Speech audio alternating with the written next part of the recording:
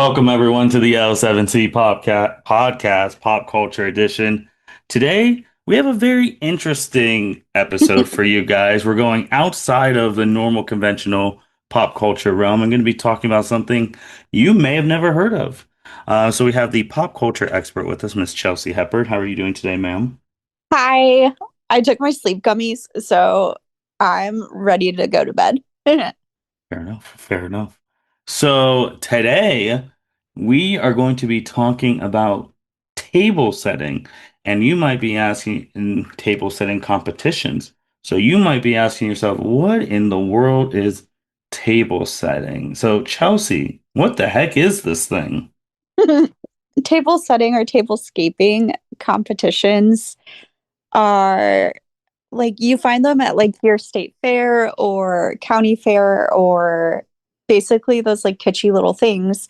And these people create like a table for themes. And they go all out, like they make mini menus and they do pretty napkins and they just like decorate a table to match the theme. And it's absolutely wild. Yeah, and I first learned about this through you. So what made you find this out? How long have you known about this? How long have you been interested in this? I've known about it for like a minute, but I honestly forgot about it until it was like kind of fair season um for us and just like in general. I saw a TikTok of these two guys doing reviews of the Orange Orange County, Hmm. whatever that fair. And they were giving like brutally honest like feedback, but it was done in such like a hilarious manner. And like some of the tables were just so wild to look at that I was immediately just like, oh, I gotta watch this. So then I watched like several videos and I talked about it at work and then obviously was talking to you about it. But it was just like a funny, amusing week long minute of my life. Yeah, because it looks like they had a documentary back in 2021 about the Orange County Fair. It was called Set. Became some highly viewed TikToks that led to a growth in the number of participants in the contest, because that's how word of mouth happens now, as we've stated a million times on this podcast. Social media, fairs officials usually it takes a few weeks to a month before they cut off the number of entries. So that's kind of crazy in itself. So. Hmm. It is a competition, so it's at the fair, so usually that means there's winners and losers. How does one win a table setting contest? I mean, like there's different criteria depending on your fair and like the rules. So like judges are looking at different things. Like if you on the menu list certain items, like does it have the fork, spoon, or knife to like have that food? It's like a whole Pretty Woman moment of like, do I use the dessert fork or the regular fork or Okay. whatever? So like you have to include all of that. You have to kind of match the theme, obviously. And like there's different interpretations, but like they're looking at that. I know that you can't include like actual food items. So a lot of these things like people are making from scratch, um, which is super, super cool. And it's crazy how much time that people put into it just to kind of win a ribbon and bragging rights. That's what I was going to ask. Is it same fair stuff? All they win's a ribbon, bragging rights? Did they get anything else? I mean, I'm sure some people might like if you actually place, you might get like a gift card or something like nominal. But I mean, bragging rights are a huge thing. And who doesn't want to be known as like you got first place in this theme and then you become a threat next year? Like I would thrive at that. So, table setting, this thing isn't like a big, you can't just walk down the street and ask 100 random people, hey, do you know there's table setting contests? Probably get a lot of no's and a few yeses. So, why do people why do you think people compete in this? Like, how do people get drawn to competing in this type of competition at fairs? I feel like it's such a niche thing. Like growing up where I lived, like 4-H was a huge thing. I did not personally participate in 4-H, but a lot of people that I know did. So whether it be like horses or sheep or chickens or bunnies, like that was very much like the thing. So if you didn't have access to like that, but you still wanted to compete in something, I feel like this is an easy way to kind of get involved. And like tablescaping's one aspect of like a fair or festival competition. Like there's fair competitions for like who can grow like the best flower or Right. who has the best vegetable or whatever the case may be. And it becomes like it's just the art of competition. Yeah. Would you ever do a table setting competition? Absolutely. Okay. When I'm retired, if I retire, or if I meet like my rich husband one day, like I will 100% be that type of person who volunteers somewhere, rage quits it, and then goes on like my vendetta and just like starts winning all these random competitions. That's my future and it's bright. But no, I think it would be really fun to do and to kind of like put in a creative flair. And just like I think it's neat. Like you could take your friends and be like, look, I made that. Like that's fun. So what would be right now if you had open reign? What themes would you want to do for your table setting? Mm, oh, I don't know. Maybe like oh,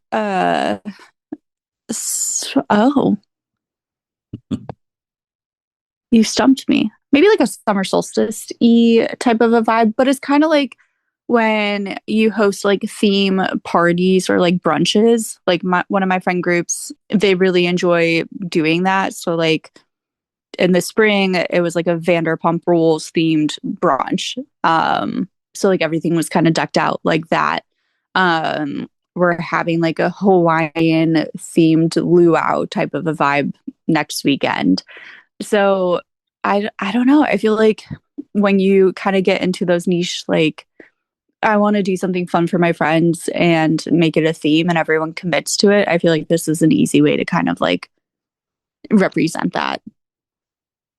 Would you pick any of the themes of stuff you're into, like some of the books you've read, or Ooh, yeah, for sure. I think it would be cool to do like a take on like a Nancy Drew book or series and do like a murder mystery table Mhm. where like you have to solve the mystery of like what the dinner is or what the dessert is and like all the clues are with like the table setting. That would be really cool to do. Or obviously a Taylor Swift themed table. Or you could do like a celebrity crush one and have it be elements of all like the people that you have crushes on that are celebrities. Now, would you compete by yourself? Would you get a team? Like, how would you want to tackle it? Would you just want to use your own creative juices, or I think I think you have to do it either by yourself or with like a small amount of people. I feel like it's like this cool project mentality. I feel like I would rather do it by myself so that way my vision's executed the way that I want it to be, but ask for help if I need it. okay.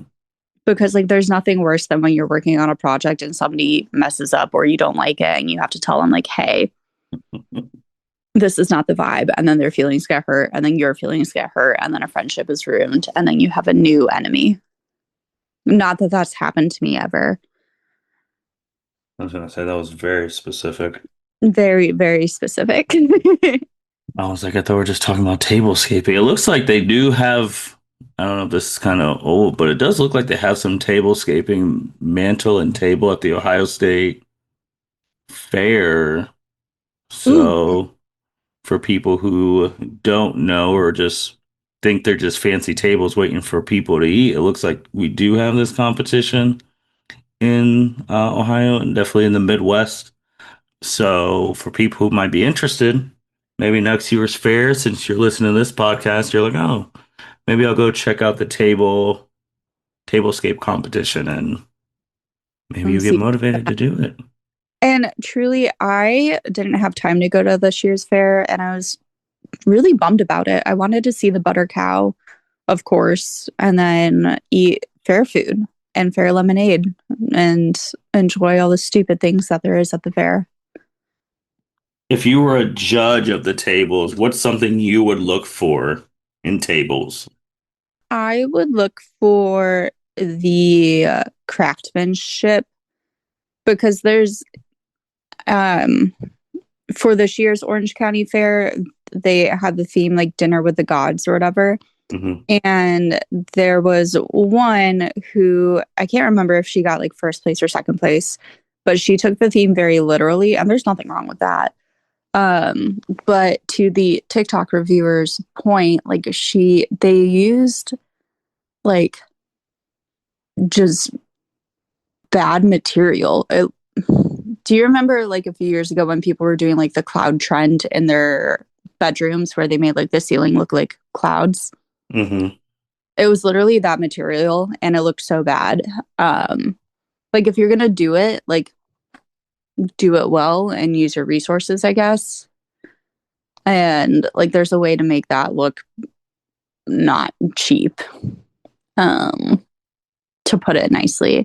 But then on the flip side, there was somebody who interpreted that theme and they did like dinner with all of the gods. So like they had God from like each religion at that table, or like what the religion like believed in or whatever. And that was really cool. I liked that one. Okay, okay. It's an interesting thing. I know we were talking about the table setting because it's such a cool thing. And also, in anything, it gets competitive because obviously the Orange County one seems like one of the bigger ones in the United States. It's probably the most popular one because of the Netflix documentary. Hmm. But what other things in general, you brought about the cows, what other things in general do you like about fairs and like fair season? I guess it's kind of like the sense of community. Like growing up, we had to volunteer at the fair each year for fair parking. Just with like some of the sports that I was involved in. So like that part was really fun. And then where I grew up too, there were a lot of Amish. Um, and so it was always entertaining to see them out and about at the fair, just causing a general ruckus. I was amused. They were just kind of there with their bowl cuts and causing problems. Okay, okay, okay. That's good to hear. Fairs are fun. I mean, I think getting out there, obviously when it's not too hot, not too Mhm. cold, things of that. And like you said, it's kind of the one time you could see a lot of non-mainstream things in the world be mainstream in that particular weekend or moment in any city. Oh, absolutely. And like the cool thing about like Ohio State Fair that I do really like is like the art component. Um, like that little art barn. Like you just see a lot of really cool things and it's just kind of refreshing to see. Absolutely, absolutely. Chelsea, anything else about table setting, fairs, anything else you want to say? No, but I do love like a niche moment depending on when this makes its way into the world. Right now, it is the annual water lily or yeah, water lily way off, where all of the like botanical gardens and nurseries and things like that are essentially seeing how much weight their water lily pads can hold. Um, the Denver, oh, what is it called? But like essentially each like conservatory and horticulture team are kind of calling each other out and like nominating each other like see how much your water lily can weigh or hold. And the um, Franklin Park Conservatory, they like entered because they recently just got them and it was really cute and they're excited for next year. So that's my like current niche focus. Yeah. Fair enough. Fair enough. Do you Every have any ones? Of niche things? Yeah, like something that's like captured your interest. Um, I don't think of right now. I mean, I think with me, because I love sports, which means I really like all sports. I can watch different sports. So I mean, niche things like during like the summer, especially like 4th of July, where like sports that do not get any publicity at all in the mainstream circus, like a Cornhole. cornhole, yeah, like the American Cornhole Association. That's a real thing, and handball and flag football and things of that nature. But I think you learn a lot of different things. I think one thing that used to be super, super niche that has become now omega mainstream for the people who do anime stuff on the podcast was cosplaying. Cosplaying used to be a very niche, like, what are you doing type small thing, cosplay competitions, things like that. Fast forward to 2025, and it's super mainstream. So if you give something time, it could become mainstream. But cosplaying was like the one where it's like, you're dressing up as somebody. That's kind of weird, and it's not Halloween. To, oh my gosh, you look like so and so, and people have become millionaires off cosplaying now. So, Right. And people make like a lot of content of like, here's how I made this person's hair. And like they hmm invest thousands of dollars into like 3D printers just to be able to do it. And it's so cool. So that'd be the biggest thing, like just seeing cosplayers on the internet, like, oh my gosh, this person looks like they're just ripped right out of the movie or right out of the cartoon. And then I do like seeing like the guys or girls like just in their normal stuff. You're like, all right, they look like a normal person. And then when they do all the makeup and clothes, you're like, how did they completely change how they like they look unrecognizable? Like that is always crazy. Right.